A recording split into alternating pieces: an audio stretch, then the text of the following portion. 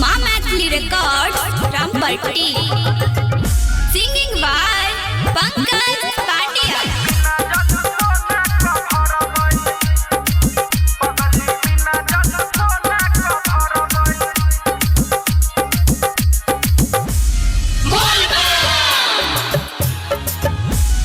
भोला बाबा यो जान रही गेलै पाछे,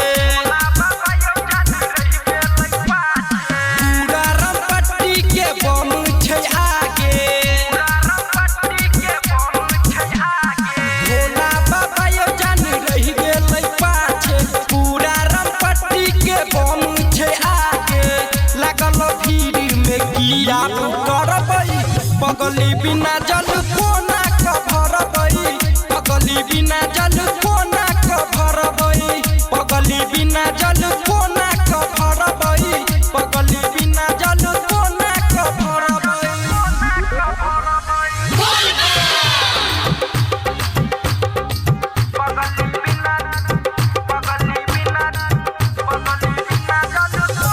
माँ Maithili records Rampatti singing by Pankaj Pandya.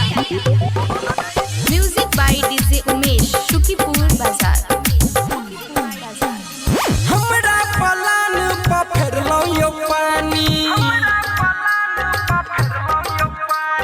हरू ने दुख सुनु भोला दानी। हमरा पलान प फेरलौ यो पानी, हरू ने दुख सुनु भोला दानी। एक एक कदम के चलै उ यो दूरी, बदेलौ बाबा के हन मजबूरी। आप असगर हम जीबै मरबै, पगली बिना जल कोना क भरबै, पगली बिना जल कोना क भरबै, पगली बिना जल कोना क भरबै, पगली बिना जल कोना क भरबै।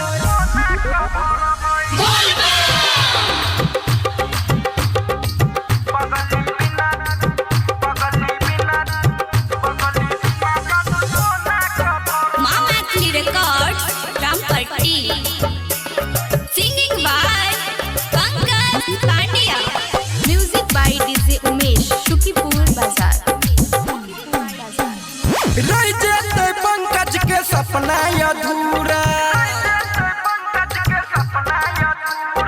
जोड़ी लगेने छलौ एहि बेर पूरा।